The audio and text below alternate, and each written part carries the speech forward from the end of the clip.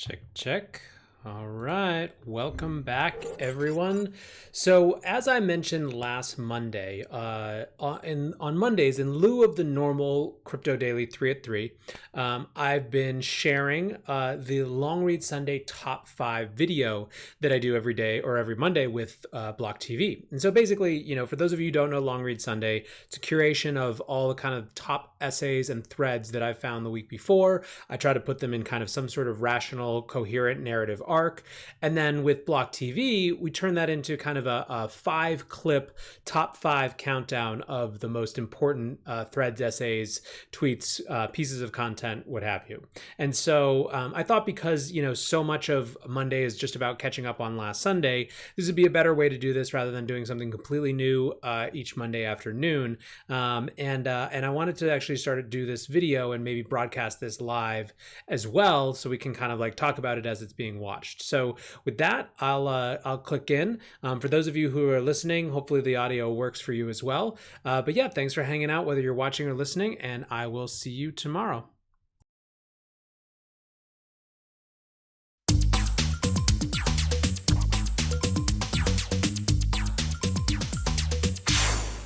And welcome back to BlockTV, where every Sunday the crypto community receives that treat in the form of a well-researched and thought-out Twitter thread by one of the top writers documenting the ecosystem.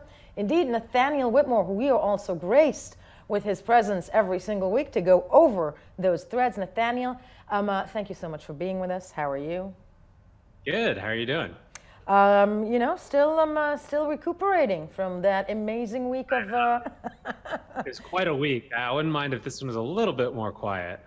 Entirely so. And we're talking obviously about both the Senate and congressional hearings for Libra, that thing that will dominate our lives. And I love what you picked. Let's start our Long Read Sunday with number 5, from 5 to 1, as we do. There we go. And the first thread, focusing on Maya Zahavi, her Twitter handle, which is Maya Z, and that's what I like about it so much. It's focusing, it's almost like she live tweeted the hearings, but what sounded through her reportage, if I may, is the familiar, nonetheless fundamental argument, and correct me if I'm wrong, of Libra ain't no Bitcoin or crypto.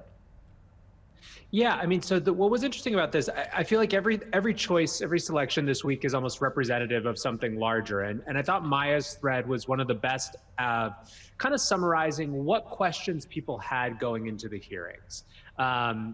She really laid out a huge number of the big, hairy issues that Libra had to contend with. And really kind of started to put a little pin in this idea that, first, I guess two things. One, that Libra was a different phenomenon in a kind of fundamental way than other types of permissionless cryptocurrencies. But two, that there were potential implications when you have the sort of mass scale right out of the gate, like you would with Facebook. And in particular, she talks about the implications for local monetary policy and central banks' tools to, right the economy. And I think that one of the things that I really liked about this is that sometimes in crypto we go straight to kind of like the doomsday apocalypse, like let's dance on the grave of the old fiat system, but things are densely interconnected. And I think there's a difference between looking for solutions and looking for hedges against potential cataclysmic failure and rooting for it. And I think a lot of what her thread was doing was pointing out the potential systemic risk in really clear terms, in ways that Facebook really needed to answer. Such as, give me an example. As she says, I went through her thread, and she, as you said, she very much, put a pin in each and every question that almost you wanted the the representatives or the senators to ask. Questions about, I'm reading out loud one. There's a question Congress needs to carefully think through before Libra winds up as a tax haven for domicile companies to hide income offshore in jurisdictions with lower tax rates. They really didn't answer that, did they? How they're going to combat that? No, well, they didn't really get asked that, to be honest. So here's a preview for the rest of this this top 5. Everything is sort of about whatever we had 17 hours or so of hearings. Altogether, I think that came up once or twice, maybe not, maybe only just once, which to some extent probably just means that there's it's almost like such an obvious issue that they're going to have to deal with that it's like bigger fish to fry in the first hearing. But it was notable in its absence, I felt like. Entirely so, and she also, the thing that I liked about Thread, mentioning very much so that not only, separating it, which seemed to be hard for some of the people asking the questions. I had a feeling constantly that they're lumping together, Bitcoin with Libra. I mean, some of them showed a lot of knowledge, some of them showed lesser knowledge, but she was arguing, the form of KYC that Facebook would have out the gate if they used their database, which to me was the most frightening thing. Yeah, I mean, absolutely. I think ultimately there are two big buckets of worry. There's for kind of privacy advocates, it's the worry of the creeping surveillance state. For governments, it's the undermining of the monetary system and a new player that's able to print money. And those are the kind of the two poles of people who are at least initially antagonistic towards the project or skeptical of the project, let's say. Very much so. I want us to move to number 4 because Lee and Cuba raised something that I actually was thinking about throughout those hearings as well. Number 4, Lee on Cuba, the context. As Nathaniel, you so rightfully pointed out to us, a lot of the discussion was about banking the unbanked, which was, of course, when you listen to David Marcus's opening statements, and it was all about reaching those people who don't have access to banks, et cetera, et cetera. And Lee focuses on what? So her piece came out before, so it wasn't specifically about anything that they said there. But I think that she was kind of inspired. There's so much rhetoric around Libra, around the idea of banking the unbanked, but almost that is kind of a proxy for just helping people at the bottom of the socioeconomic pyramid kind of writ large, right? And so this is something that for anyone who's followed Lee's writing at CoinDesk and before, this is an area that she focuses on a lot. And she went out and talked to Cuban Bitcoin users and just really like kind of with, I think in the back of her mind, the question of, well, would Libra actually help? Because I think, again, this is, I think, universally acknowledged pretty much among Congress people and senators who weren't just trying to tear down Facebook, was that the goal and the ambition of helping this demographic, both at home in the US and abroad, was laudable and was important. The question was whether it was able to actually do it. And I think that especially on day 2 of the hearings, which was the congressional hearings, you saw a lot more skepticism that Libra would actually make a dent in the unbanked. And so Lee went out and talked to a lot of crypto users in Cuba. And effectively what she found was that, some of the hurdles for them are hurdles that aren't necessarily going to be solved by something like Libra, right? The issues are fiat on off ramps in particular, right? How do you get your money out of crypto once you've bought it? The issues are things like sanctions, in the U.S. sanctions, which obviously Libra isn't even, I think, intending to be available for Cubans because of that. So, I think that her point is, I don't even know if she uses the word Libra in the whole article, but I think that what she's trying to say in the context of our larger conversation is that to the extent that we are really authentically trying to address the larger kind of economic issues that folks kind of in disadvantaged situations around the world have, we can't look at anything like a silver bullet. And certainly we can't just take it at face value that somehow Facebook is going to magically infiltrate these systems and make them better. Yeah, and one of the things that, she did have in that thread was also that, basically you can shut down, and that you were very right in pointing that sanctions are also dictatorship regimes or God knows what can shut down Facebook apropos on a whim if they want to. And then how does that help the unbanked there? That said, I don't think that's an issue, just as we all remember, and I'm wondering with you, because that's something that could also happen to cryptocurrency, and I don't think that's solved. I mean, if a certain regime decides to shut down the internet, as the Egyptians did throughout 2011 and the Arab Spring, there goes the access. And then what does one do? Yeah, I mean, there's interesting projects playing around in that space, last mile Bitcoin type things, and the Blockstream satellite tonight, but I mean, these are I guess the biggest ones now are recently we saw big financing for kind of like effectively like almost like a mesh networking system that's designed. I think Multicoin was a big investor. So people are thinking about that. No, Cardano's thinking about as well. You're totally right. It's one thing that needs to be solved apropos, combating that and just the switch off of dictatorship. But moving along to, and here we're getting into the nitty gritty of those hour-long hearings, which were fascinating. Meltem Dairy Wars, and of course, she's quite the name within the sphere.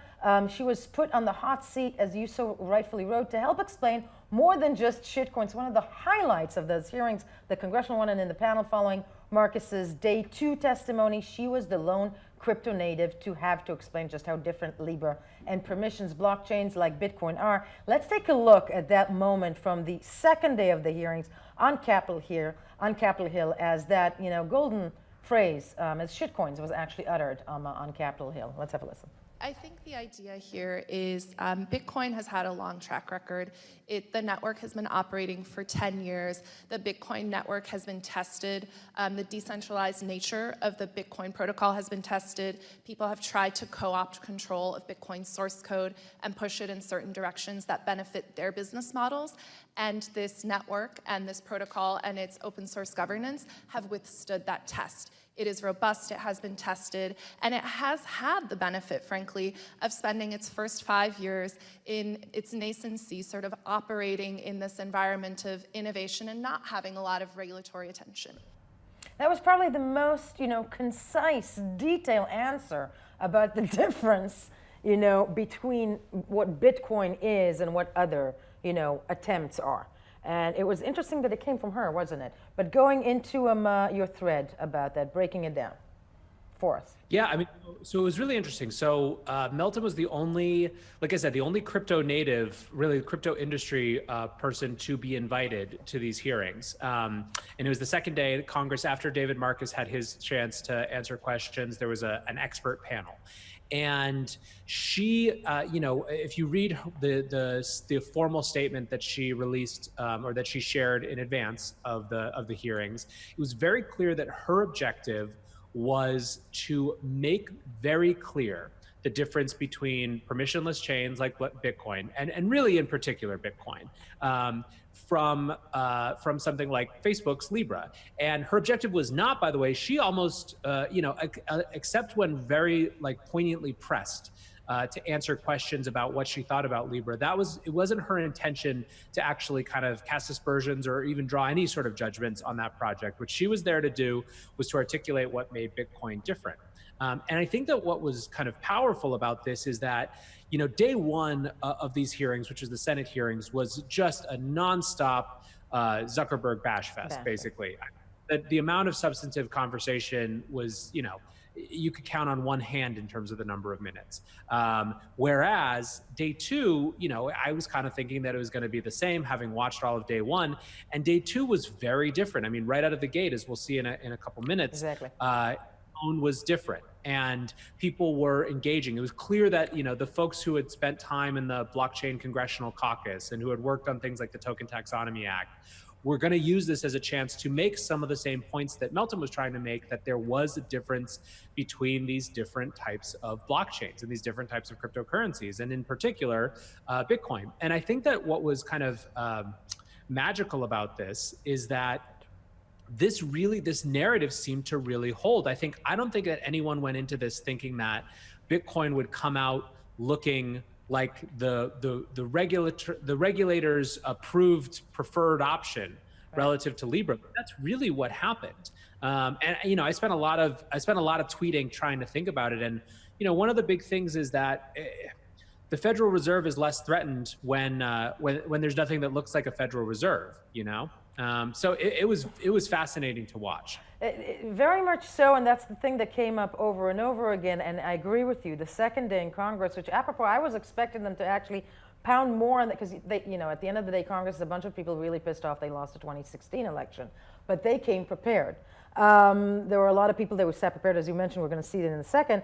But that said, Meltem, not only that, not just perspective, but coming with the knowledge. And then, as you said, you took this thread and even went sideways, taking a quick trip through, various reactions to what was going on. And one of them by Preston Byrne, there we go. Let's take a quick trip through Rogue's gallery of reactions. One of the main reactions there after, this will be no ordinary monopoly. It will be neo-feudalism. Of course, some of us will tend to agree. But those reactions were abundant, I'm sure, after that second day. Yeah, I would say that by and large, the crypto community, and they might have been ready to do this anyways, but they jumped on the fact that the narrative seemed to be yay Bitcoin, nay Libra. And Preston's essay, I think, is particularly well written and thoughtful about and I don't even think he composed it even before the hearing, so it wasn't necessarily a reaction. It was just, this is the sentiment in a lot of places, right? That these, again, I think we talked about this maybe last week or the week before, but when Libra was announced, a big part of the frustration, nervousness, criticism from the crypto community was that instantly Zuckerberg, or a Zuckerberg product at least, was going to become the standard bearer for this whole industry, when in so many ways didn't have the fundamental underlying characteristics of this type of blockchains and cryptocurrencies that make this industry different in terms of being leaderless, in terms of being permissionless, in terms of being decentralized. And so as we saw a number of representatives of the US Congress actually make that point, there was a lot of doubling down, let's say, in the crypto industry to really hammer that narrative home. Hammered that narrative home, and entirely so, because I think when Libra came out of the gate, and if you just look at their promotional clips, entirely there is a difference, but it was using the code words of the sphere to sell itself out, and I think that was something that cleared up a bit in those hearings. Let's go to number 2 before we head to 1, of course. Number 2, Dovey, I love her, hitting the nail on the head, because that was very much a narrative also, I think, that Marcus wants to be sold, and somehow it worked. And looking at Dovey, of course, she coming from China, and that one of the narratives, Libra made the second top trending topic on Weibo, Chinese Twitter. Unlike the first hearing, she writes, which didn't make much splash outside crypto groups. In the second one, Marcus admitted Libra will compete with Alipay, WeChat, which triggered the attention bomb widely. And before we focus on that one, though, I'm wondering with you, because what was so interesting to me about Marcus finishing his, so to speak, piece de resistance of why Libra should exist, is he's basically telling, he told Congress and Senate, if you don't give this to us, China wins. Yeah, I mean, okay, so there's a whole lot to unpack here, which is why I put it so high on the list. So first, just in context, so after day 1, I was actually completely shocked. The word China did not get uttered. No one said it.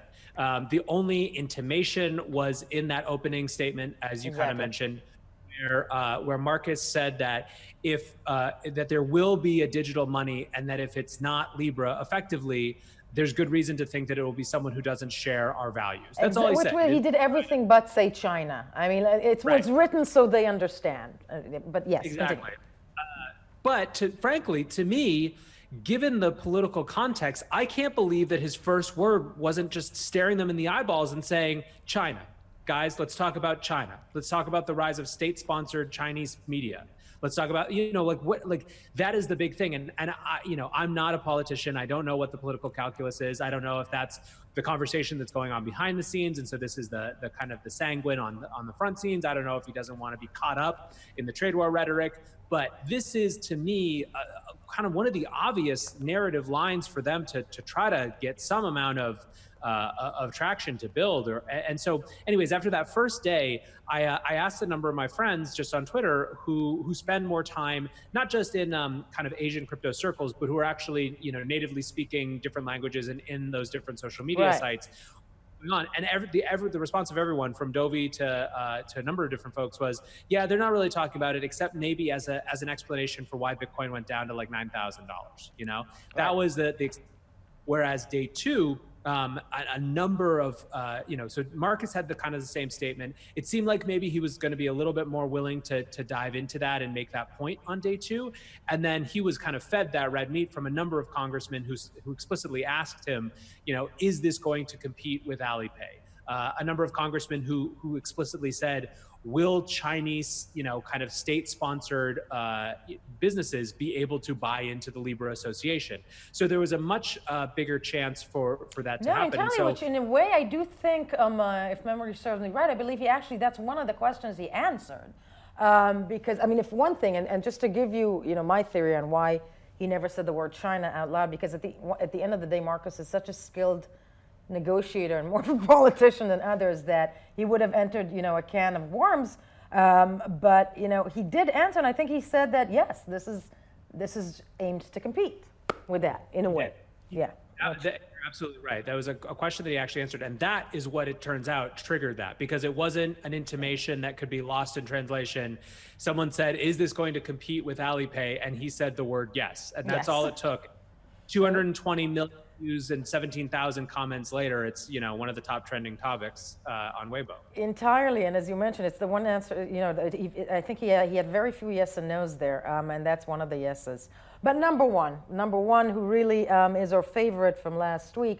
Let's go to number one on Long Read Sundays, and needless to say, I really think he's the star of that second day. That would be, of course, U.S. Congressman Patrick McHenry, who serves on the 10th District of North Carolina, for those who do not know.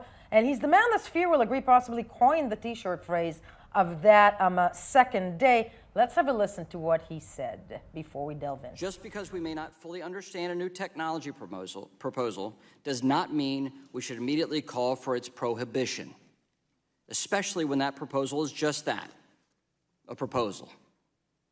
But let's face it. Let's be honest. It's Facebook. And I'm skeptical, but we can either make you a political talking point, or we can choose to conduct thoughtful governmental oversight. That's my hope for this day, is its thoughtful government oversight. The reality is, whether Facebook is involved or not, change is here. Digital currencies exist. Blockchain technology is real. And Facebook's entry in this new world is just confirmation, albeit at scale. The world that Satoshi Nakamoto, author of the Bitcoin white paper, envisioned, and others are building, is an unstoppable force. We should not attempt to deter this innovation, and governments cannot stop this innovation. And those that have tried have already failed. Wow. I got to say about McHenry that, first of all, we were watching this here, of course, we had live coverage at BlockTV, and this was, to me, the winning vindication of Bitcoin. Wasn't it for you? Oh, yeah. I mean, and this was the second statement out the first statement on day two after Chairman Waters introduced the whole panel. And so to see this, it was like, okay, everyone strap in, because this is going to be a different day than yesterday was. And sure enough, it was. Again, clearly a much bigger and more significant number of congressmen and women have engaged with blockchain and cryptocurrencies and Bitcoin. But he really laid out the importance and the significance of this right away. And I'm wondering with you when McHenry says, because he says Bitcoin is unstoppable. We know it. Some people apparently on Capitol Hill know it as well. But it's not the prevalent idea. It's not what most of them think at the end of the day. No, but it's so right now though you have again, everything is politics and what people believe at a current time. And so I would say that what we saw on Wednesday at those congressional hearings is that you have one pocket of folks who believe, like McHenry does, that Bitcoin is an unstoppable force.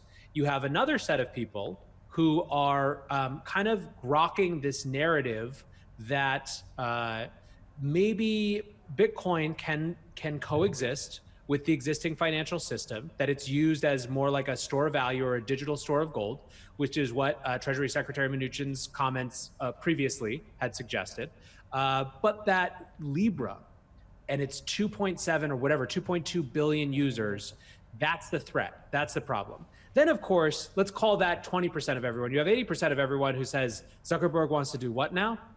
And that's the whole different thing. And so, but again, I think that most people anticipated.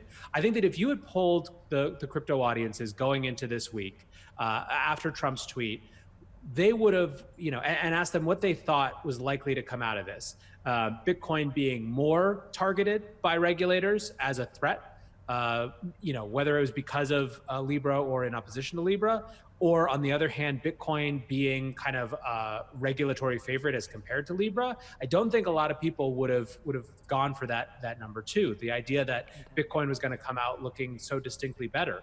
And it really did. I mean, that was the story of the hearing. And certainly I think it's important maybe to not overstate how many allies Bitcoin has. And, let's say if tomorrow Libra was gone, I don't think that we'd necessarily have everyone being like, cool, let's make great safe Bitcoin, but it's still notable and it's still pretty exciting compared to where I think it very much so. But apropos your line, if tomorrow Libra is gone, and some people at a certain point there throughout the second day, and I think we're conflicted and we're theorizing right now, is will Libra make it through all this? Will it even make it? There's a possibility of that as well. And Maxine Waters already, Chairman Maxine Waters already said after that second day hearing that they're going to want to see him sit there, Mark Zuckerberg. Do you think of Zuckerberg, first of all, I don't think he's ever going to make it to the Hill on this because it's just bad PR, but if he were, would that sell the idea of Libra? No, he should never go to the Hill again. No, strategically. Okay. No, I think they're being annoyed. Like, he should make himself incredibly available behind the scenes, but that picture sitting at that desk again, no, I agree with you. Because that's a distinct request from those congressmen right after that second day, that they're not completely satisfied and they're going to want to hear from him. Well, I think that the problem here, and maybe just to wrap this up, because this is, ultimately, I've kind of co-opted this because it's good for Bitcoin and I'm telling the good for Bitcoin story. Where does this leave Libra? Maybe that's a good place to just spend 20 seconds on. The biggest thing is that there is an unresolved antitrust issue with U.S. legislators and Facebook that doesn't really have anything to do with Libra. I think that there's they haven't finished the conversation about whether Facebook should be forced to spin out Instagram and WhatsApp, whether there should be whether it should be seen as a public utility because of how big it is. And those things have, totally separate questions that aren't about Libra. And in some ways, I feel like a lot of the folks who are frustrated about this conversation were like, you're almost distracting from the issue, which is we got to have that conversation before we have this conversation. And unfortunately, the way that the world works, and a big company like Facebook is going to make it this way, is that you have to have it all at once. But I don't know where Libra stands. I think it's entirely possible. I guess I'll give one ray of hope for Libra, that the entire purpose of this particular couple days was for David Marcus to just take blows to the chin left and right for Zuckerberg and let everyone get it off their chest and stand there and smile and give his best explanations and not do anything other than, look calm and collected and like Couldn't a person agree you more. might Almost like going through the motions. They need like they needed to do that. The politics behind the politics. But very, very true. Nathaniel Whitmore, thank you so much. And apropos indeed, I think that what's shown through this segment and those hearings were the power of Bitcoin over what we are yet to decide is Libra. Thank you so much for joining us. Long Read Sunday. We're BlockTV. We'll be right back.